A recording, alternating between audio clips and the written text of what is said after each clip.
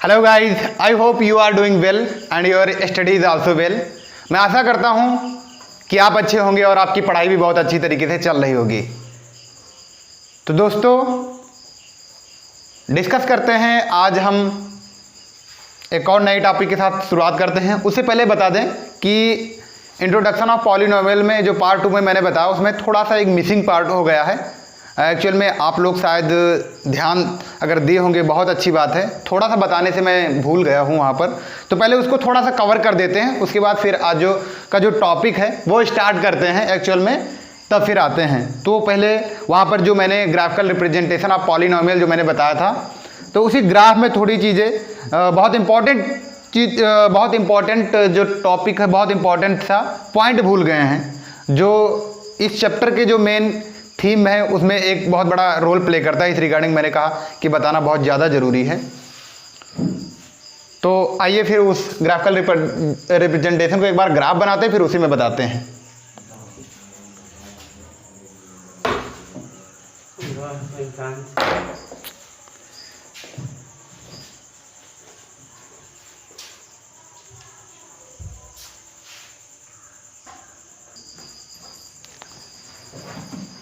तो हाँ दोस्तों, ये मैंने कल ग्राफ बनाया था, जो पार्ट 2 में मैंने कवर किया था ये ग्राफ, और एक मैंने इक्वेशन ली थी। वो इक्वेशन थी y इक्वल टू, या कह सकते हैं polynomial of x, polynomial of x, या फिर y equal to 2x plus 3। ये मैंने एक पॉलिनोमियल लिया था। ये एक लीनियर इक्वेशन है। इसके साथ में ही मैंने वैल्यूज़ रखी थी, वहाँ पर वैल्यूज़ रखी थी मैंने। ये वैल्यूज़ मैं इधर लिख ले रहा हूँ। थोड़ा फास्ट में बता दे रहा हूँ क्योंकि पिछले वीडियो मैंने कवर ही किया हुआ हूँ, बट डिटेल कुछ मिसिंग हो गया था उसकी रिगार्डिंग, और शायद उसके लिए मैं सॉरी चाहूँगा। अगर मैंने ग्राफ बनाया होगा वहाँ पर, तो शायद वहाँ पर ये माइनस का साइन नहीं लगाया होगा। कह रहे हैं माइनस का साइन वहाँ पर नहीं लगाया होगा। तो ये चीज़ें भी अंडरस्टूड कर लेना, क्योंकि मुझे लग रहा है, मैंने देखूंगा वैसे तो माइनस का साइन भी ये अंडरस्टूड कर लेना, क्योंकि ये माइनस का साइन ये जितना भी ये हायर क्लास में पढ़ेंगे 4th क्वाड्रेंट में आता है। तो यहाँ पर ये जो इस साइड की वैल्यू होती हैं लेफ्ट हैंड साइड और बिलो की, वहाँ पर माइनस रिप्रेजेंटेशन होता है।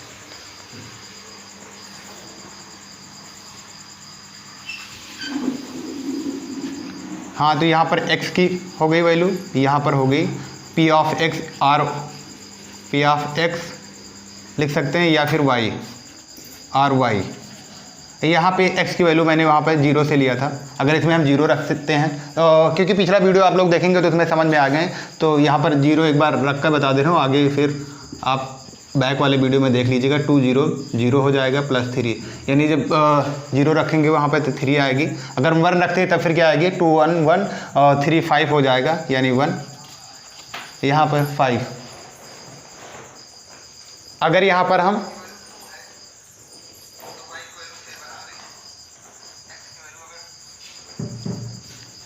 अगर हम 1 रखते हैं तो 5 आ रहा है, ठीक है।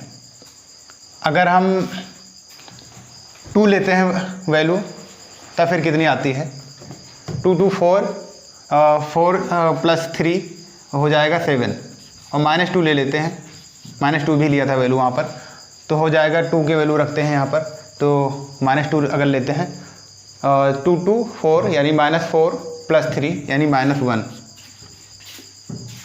ठीक है। अब उसके बाद फिर मैंने रिप्रेजेंट किया था इस ग्राफ पे। यहाँ पर जैसे 0 है, x की वैल्यू 0 है, x की वैल्यू ये 0 पे यहाँ पर हो गई, y की वैल्यू कितनी आ रही, 3 आ रही। तो एक पॉइंट ये यहाँ पर आएगा, ये पॉइंट, यानी 0,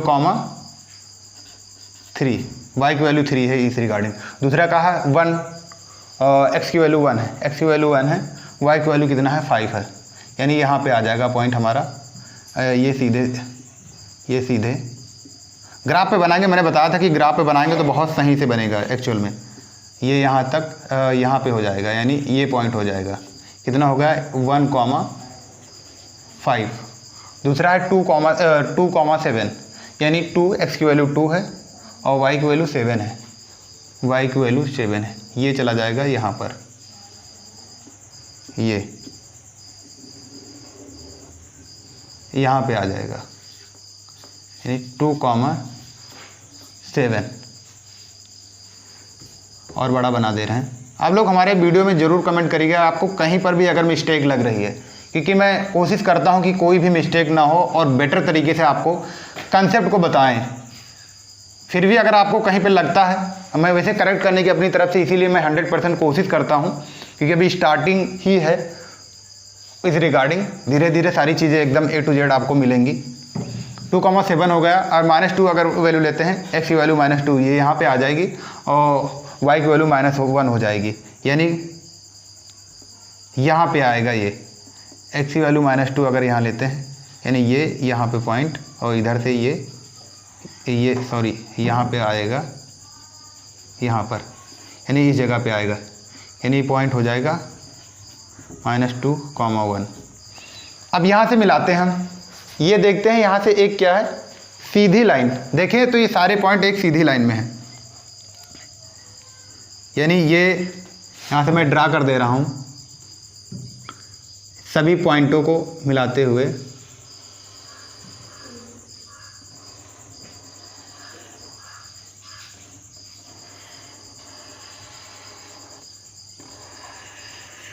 ये अब ये देख रहे होंगे, ये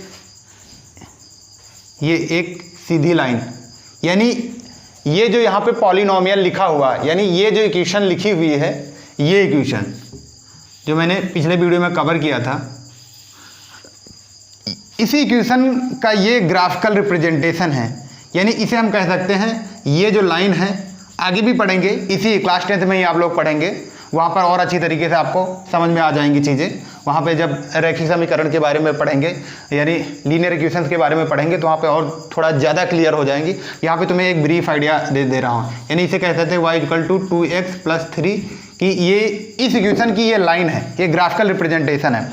अब मैं भूल क्या गया था वो आपको मैं बता रहा हूँ। यहाँ पे जिस पॉइंट पे, यहाँ पे जहाँ पे जिस पॉइंट पे ये जो लाइन है, हिंदी में बोलते हैं प्रतिच्छेद करती है, यानी जहाँ पे ये लाइन बाइसेक्ट करती है, जहाँ पे काटती है एक्स एक्सिस पे, वही क्या हो जाते हैं एक्चुअल में, जहाँ पे ये लाइन काटती है वही इस इक्वेशंस के, इस पॉलिनोमियल्स के जीरोज हो जाते हैं। जीरोज यानी शून्यक हो जाते हैं, हिंदी में शून्यक बोलते हैं उसे। तो अब हम ऐसे निकाल भी लेते हैं इसके, अगर हम अब यहाँ पर क्या है 2x + 3 = अगर हम 0 के बराबर रखते हैं, यानी ये एक स्टैंडर्ड फॉर्म जो मैंने बताया था P(x) = ax + b, ये स्टैंडर्ड फॉर्म ही है। ये बताया था मैंने, काफ़ी ज़्यादा इंपॉर्टेंट है। इसी का आगे जो भी आपको कहीं पर भी इसका एक्सपेंडेड फॉर्म, यानी इसका विस्तार रूप से आगे क्वाड्रेटिक इक्वेशन बनती है, ये बेस होती है। ये जो है यहाँ पर ये बेस होता है, ये फर्स्ट स्टेज है किसी भी पॉलिनोमियल का, ये पहला है। अब क्वाड्रेटिक बने तो x⁴ हो जाएगी, क्यूबिक बने x⁴ हो जाएगी, ऐसे ही एक्सपेंशन होगा। आप हायर क्लासेस में भी पढ़ेंगे जब इसके बारे में। तो ये काफ़ी ज़्यादा इंपॉर्टेंट है, जिसे कहते हैं कि बेस का स्ट्रांग होना काफ़ी ज़्यादा इंपॉर्टेंट है। तो ये बेस है, ये इसीलिए मैंने बताया भी था, पीछे के वीडियो में आप देखेंगे तो वहाँ पर अच्छी तरीके से जान जाएंगे। अब = 0 रखते हैं, 0 पे अब यहाँ पर ये जो है इसी एक्सेस के = 0, यानी हम y की वैल्यू, हम जीरोज को फाइंड करने के लिए ये y = अगर 2x + 3 है, तो यानी समझो y की जगह पे ही मैंने y को 0 वैल्यू मान ली। हमको जीरोज को फाइंड आउट करने के लिए, शून्य को फाइंड आउट करने के लिए मैंने 0, क्योंकि तभी हमें जीरोज, यानी हमें जो जीरोज होंगे, हमें जो शून्य मिलेंगे तभी मिल पाएंगे। अब यहाँ पर अब 2x = उधर लेकर गए तो ये प्लस का साइन यहाँ पे -3 हो जाएगा। अब यहाँ पर x = ये यहाँ पे मल्टीप्लाई में है, वहाँ पे इस साइड में जाएगा, यानी पक्षांतर होगा, हिंदी में पक्षांतर होगा। यहाँ पे जब ये टर्म इधर ट्रांसफर होता है, यानी दूसरी साइड में जब जाता है, तो वहाँ पे ये गुणा में है तो दूसरी साइड में भाग में हो जाएगा, भाग में यानी डिवाइड में आ जाएगा। अब क्या आ गया, x की हमें वैल्यू आ गई, यानी हमारा एक जीरोज आ गया। क्या आ गया, हमारा एक शून्यक आ गया, यहाँ पर मिल गया ना एक शून्यक, यहाँ पर ये एक शून्यक मिल गया, यानी x की। अब कहेंगे y की फिर शून्यक कहाँ है, तो इसे अब y की वैल्यू, क्योंकि मैंने यहाँ बताया कि मैंने बराबर रख दिया, तो यानी हम यहाँ पे हमारे जो शून्यक क्या हो गए, ये शून्य क्या हो गए, ये जो पॉइंट है इसके शून्य क्या हो गए, -3/2, क्योंकि 0 मैंने लिया ही था यहाँ पर यानी y के बराबर मैंने रखा था, तो यहाँ पर क्या हो गए -3/2 0, यानी ये वाला जो पॉइंट है इसे ही मैं भूल गया था पिछले वीडियो में बताने के लिए, जहाँ पे इंट्रोडक्शन ऑफ ग्राफिकल रिप्रेजेंटेशन में पार्ट 2 में मैंने कवर किया था ये चीज़ें, क्योंकि मुझे ऐसा महसूस हुआ कि शायद आप लोग भी, क्योंकि आप अभी स्टडी कर रहे हैं, तो वो चीज़ें शायद ध्यान है, और जिन्होंने ध्यान दिया होगा वीडियो को देखा होगा दैट इज़ वेरी गुड, फिर अच्छी बात है, और जिन्होंने नहीं ध्यान दिया वो भी, क्योंकि कहीं ना कहीं सबसे ये मिसिंग हो ही जाती है, ऐसी बात नहीं है।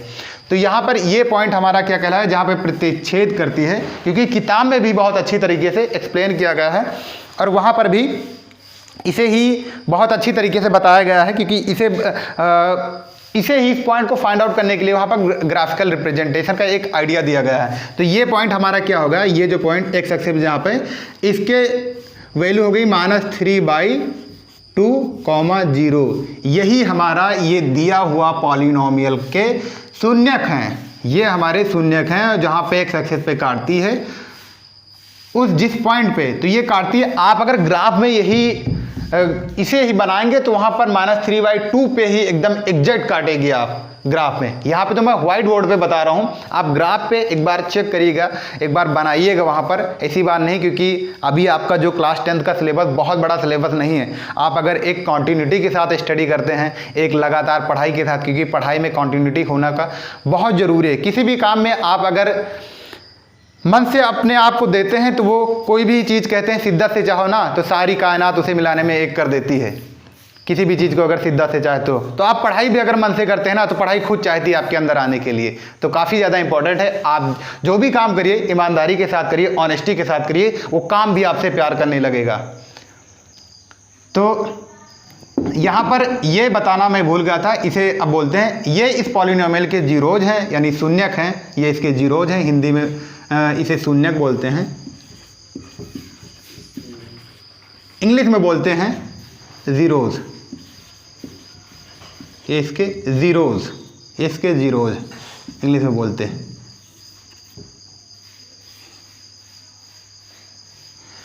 ये इसे ही बोल गया था, तो यानी जहाँ पे एक्स एक्सिस पे, ये एक्स एक्सिस है मैंने ड्रा किया है, ये आगे अब हम स्टार्ट करते हैं अगला जो टॉपिक आज का, जिस टॉपिक के साथ मैं स्टार्ट करने वाला था, तो उसे टॉपिक को अब कवर करते हैं, जो रिलेशन बताया था मैंने आप लोगों को कि उसके बारे में डिस्कस करते हैं। पहले बताया भी था कि किसी बहुपद के, आपकी किताब में आप देखें, किसी बहुपद के शून्यकों और गुणांकों के में संबंध, यानी relation between the zeros and coefficient के बीच में क्या रिलेशन है। अब इसे हम एक क्वाड्रेटिक इक्वेशन के माध्यम से समझेंगे।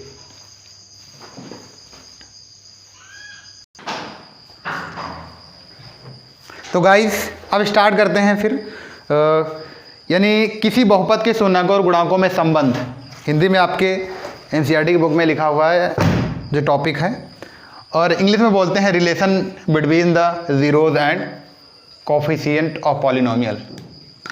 पहले हिंदी में लिख लेते हैं,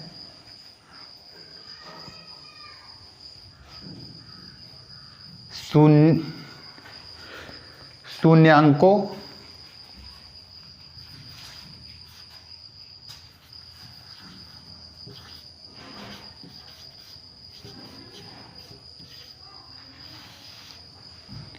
शून्याङ्कों दिखाई पड़ रहा है, और गुणांकों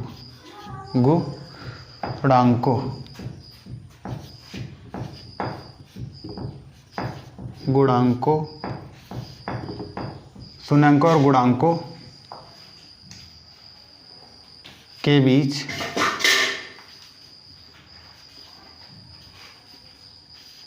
संबंध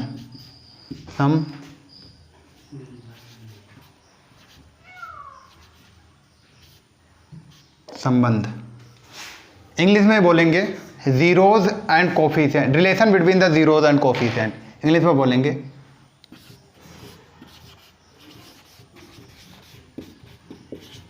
रिलेशन बिटवीन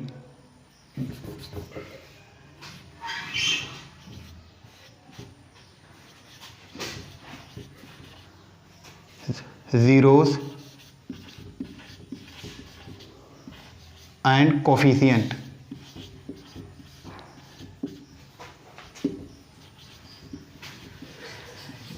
कोफिशिएंट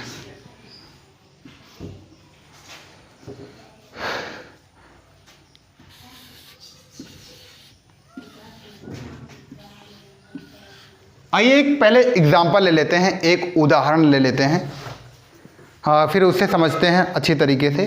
और एक जो मैंने आपको बता दूं जो लीनियर पॉलिनोमियल का है, इसी का ये यहाँ पर क्वाड्रेटिक का मैं कवर करूँगा। ये जो relation between the zero and coefficient है, ये क्वाड्रेटिक इक्वेशंस से समझाएंगे।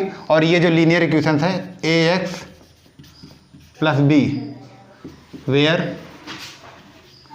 a not equal to 0 p of x,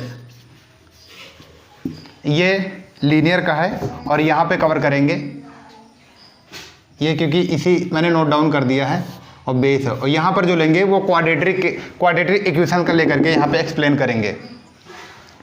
तो पहले एक एग्जांपल ले लेते हैं, उसके बाद फिर हम स्टैंडर्ड फॉर्म को भी बताएंगे, सारी चीज़ें कवर करेंगे, क्या रिलेशन है, सारी चीज़ें इस वीडियो में आपको कवर करेंगे। तो पहले एक हम एग्जांपल ले लेते हैं, फिर उसे समझते हैं। जैसे p ऑफ x, ये जो मैं एग्जांपल ले रहा हूँ ये आपके बुक में भी है। एक्चुअली मैं बुक से इसलिए एग्जांपल लेता हूँ कि आप लोग भी बुक को पढ़िए और वहाँ पर तो आप एक रिलेट कर पाएंगे, जो चीज़ें मैं बता रहा हूँ वहाँ पर उसे रिलेट कर पाएंगे हमारी चीज़ें, कि हाँ ये जो चीज़ें हैं तो समझने में आपको आसानी होगी। इसलिए मैं बुक का ही एग्जांपल लेता हूँ, कोशिश करता हूँ कि आप लोग आसानी समझें। एग्जांपल है 2x square minus 8x plus 6 minus 8x plus 6, ये एग्जाम्पल है। अब इसे हम थोड़ा सॉल्व करते हैं, सिंप्लीफाई करते हैं, सरल करते हैं इसे हम। ये जो है,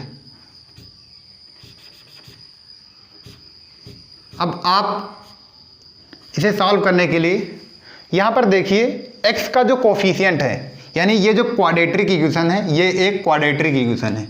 ये क्या है? क्वाड्रेटिक, QUAD, क्वाड्रेटिक पॉलिनोमियल है, पॉलिनोमियल,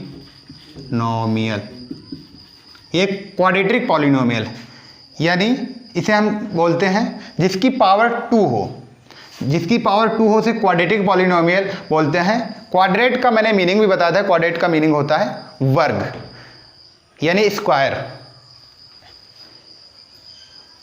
अब आइए इसे सॉल्व करते हैं। तो हम थोड़ा सिंप्लीफाई करने के लिए, क्योंकि यहाँ पर जो है ये जो दिया हुआ है ये पूरी इक्वेशन, ये हम अगर सभी जो भी यहाँ पे टर्म है, जैसे 2x square minus 8x plus 6 है, अगर सभी में एक संख्या से हम डिवाइड, अगर सेम संख्या से डिवाइड करेंगे तो कोई डिफरेंस नहीं होगा, कोई अंतर नहीं आएगा जो पॉलिनोमियल लिखी है। हम पूरी इस पॉलिनोमियल को 2x square minus 8x plus 6 को हम 2 से डिवाइड कर देते हैं। अब आपने ये सोचा होगा कि 2 से क्यों ही डिवाइड कर रहे हैं, why I am not dividing to any other number, हम क्यों दूसरी संख्या से नहीं डिवाइड कर रहे हैं। तो बताना चाहेंगे किस लिए नहीं डिवाइड कर रहे हैं। मुझे ऑब्जर्व हुआ, देखकर ही मुझे ऑब्जर्व हुआ, यहाँ पे 2 लिखा हुआ है। अगर इस इक्वेशन को अगर हम 2 से डिवाइड कर देंगे, क्योंकि यहाँ पर 2 है, तो ये जो है यहाँ पर कोफिशिएंट है, ये जो x का कोफिशिएंट यानी गुणांक है 2 है। जैसे यहाँ पर x का गुणांक कितना है? 8 है। यहाँ पर ये क्या है? अचर पद है, यानी नॉन वेरिएबल है। अभी स्टैंडर्ड फॉर्म में लिखेंगे तो वहाँ पर भी चीज़ों को और अच्छी तरीके से कवर करेंगे। अब 2 से यहाँ पर डिवाइड करते हैं, फिर भी अभी भी आप लोगों को अगर समझ नहीं आया हो तो पहले तो विचार करिए, उस पर 2 बार और वीडियो को देखिए, और नहीं तो कमेंट बॉक्स में ज़रूर कमेंट करिए। अगर फिर भी नहीं समझ में आ रहा है तो इतने ही टर्म को मैं अलग से एक्सप्लेन कर दूंगा, छोटा सा वीडियो। अगर जहाँ पर भी आपको डाउट लगता है कहीं पर भी कि यहाँ पे चीज़ें नहीं समझ में आ रही हैं, तब, क्योंकि मैं कोशिश करता हूँ कि आप लोगों को इस तरीके से बताऊँ कि चीज़ें समझ में आनी चाहिए। क्योंकि कोई भी टीचर जब पढ़ाता है, कोई भी आपके स्कूल में, कोई भी जिससे भी आप पढ़ाई कर रहे हों, हर एक का यही मोटिव होता है कि मैं जो बता रहा हूँ वो बात सामने वालों को समझ में आनी चाहिए। और आपकी भी यही कोशिश होनी चाहिए कि मैं अपना टाइम दे रहा हूँ, साथ में अपना एफर्ट दे रहा हूँ, साथ में सभी चीज़ें लगा रहे हैं वहाँ पर, तो हमें समझनी चाहिए। अगर नहीं समझ में आ रही तो कहीं ना कहीं हमारा कंसंट्रेशन नहीं है, या फिर जो भी चीज़ें। आइए पॉइंट पे आते हैं, क्योंकि ये सारी चीज़ें बाद में कवर कर लेंगे किसी वीडियो में। अब 2 से यहाँ पे डिवाइड करते हैं। 2 2 एक कम 2, ये यहाँ पर है। अब 2 2 4, यानी यहाँ पर 2 दूनी 4। अब ये 2 से काटा, यहाँ पर 4 हो गया, यानी 2 से यहाँ पर डिवाइड कर दिया। अब यहाँ पे आ जाएगा कितना, 4। आगे लिख देते हैं, और यहाँ पे 2 से काटेंगे तो यहाँ पर 3 हो जाएगा। यहाँ पे 2 से अगर डिवाइड करते हैं तो आगे मैं लिख दे रहा हूँ नेक्स्ट पार्ट में, यानी एक्स स्क्वायर। समझने के लिए ज़्यादा चीज़ें इसी में नहीं लिखते हैं, क्योंकि नहीं तो दिखाई नहीं पड़ेगा तो समझ में नहीं आएंगे। यानी एक्स स्क्वायर माइनस, यहाँ पे 2 से मैंने डिवाइड किया तो 4x, यहाँ पे कितना हो गया +3। अब यानी कितना हो गया, ये अब बन गया, थोड़ा मैं दूरी पे लिख दे रहा हूँ, दिखाई पड़ रहा है? ठीक है, फिर दिखाई पड़ रहा है। यानी एक्स स्क्वायर माइनस 4x + 3। अब ये यहाँ पे एक्स स्क्वायर माइनस 4x + 3 बन गया। अब ये थोड़ा अभी आगे स्टैंडर्ड फॉर्म बताएंगे तो वहाँ पर चीज़ें और भी क्लियर हो जाएंगी। अब थोड़ा ये सिंपल दिखने में लग रही होगी ये जो इक्वेशन है, अब थोड़ा ये आसान दिख रही होगी। ये जो पॉलिनोमियल है अब थोड़ा आसान हो गई होगी।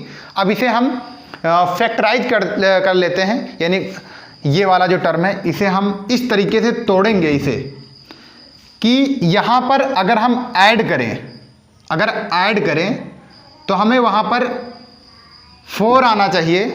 माइनस को अभी नहीं समझ रहे हैं, माइनस को छोड़ दे रहे हैं, यहाँ पे 4 आना चाहिए। और अगर हम गुणा करें तो 3 आना चाहिए यहाँ पर। आगे फर्दर प्रोसीड करते हैं। X square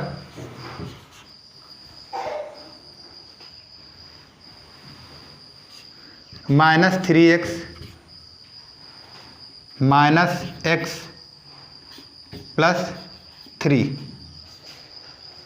right.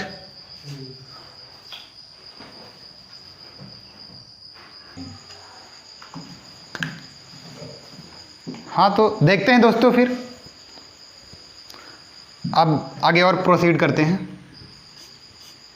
देखते रहिए, बहुत ध्यान से देखिएगा। एक्स स्क्वायर, ये वाला टर्म इधर ले लेते हैं, बताएंगे किस लिए ले रहे हैं, और उसके बाद +3 लास्ट में।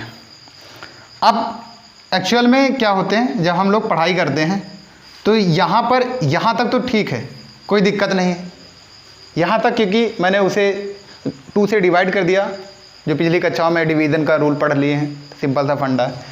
यहाँ तक सही है, एक्स स्क्वायर माइनस 4x + 3। अब यहाँ पे जो मैंने ब्रेक कर दिया हूँ, यहीं से स्टार्ट होती है एक्चुअल में इसकी स्टोरी, यहीं से कहानी स्टार्ट होती है। पहले तो मैंने बताया भी कि इसे इस तरीके से ब्रेक करेंगे, इसे इस तरीके से तोड़ेंगे, इस तरीके से गुणनखंड को, कि यहाँ पे अगर हम योग करें तो माइनस, यानी 4 आना चाहिए, माइनस साइन हम छोड़ ही देते हैं, और यहाँ पे गुणा करें तो 3 आना चाहिए। लेकिन वैसा तो कर लेंगे, लेकिन साथ में माइनस का, क्योंकि सबसे बड़ा रोल माइनस भी प्ले करेगा, सबसे बड़ा इंपॉर्टेंट रोल, तो साइन के साथ करेंगे, अदरवाइज नहीं कन्फ्यूज रहेंगे। अब देखते हैं, यहाँ पर सोचा हमने कि माइनस, यानी अब x वाला पहले हम छोड़ ही देते हैं, पहले हम -4 को ले लेते हैं, इधर ले लेते हैं, इधर x को छोड़ दो, अभी भूल जाओ x को, forget about the x, after that I am delete. -4 है। अब इसे हम देखते हैं कि मैंने बताया कि इसे इस तरीके से तोड़ें कि यहाँ पर जोड़ें तो 4 आए। अगर हम -3 में तोड़ेंगे और -1 में तोड़ रहे हैं तो जोड़ते हैं -3 -1, यानी एक्चुअल में क्या होता है, यहाँ पर जोड़ा तो -4 आ गया ना, क्योंकि ये माइनस ही रहेगा, लेकिन जोड़ में साइन जो होगा उसी का लगेगा। अब यहाँ पे ऐड कर रहे हैं। अब गुणा करते हैं अगर इन्हीं टर्म को, मैंने बताया यहाँ पर गुणा अगर करेंगे, यानी जब मल्टीप्लाई करेंगे तो 3 आना चाहिए। अब -3 मल्टीप्लाइड बाई -1, अगर मल्टीप्लाई कर रहे हैं तो कितना आ रहा है, 3। साइन माइनस यहाँ पर है, -1 यहाँ पर है, यानी माइनस जब मल्टीप्लाई करते हैं तो माइनस प्लस हो जाता है। इधर लिख लीजिए आपने, अगर पिछली कक्षाओं में नहीं पढ़ा होगा तो मैं आपको यहाँ भी जानकारी के लिए बता दे रहा हूँ। अगर हम गुणा करते हैं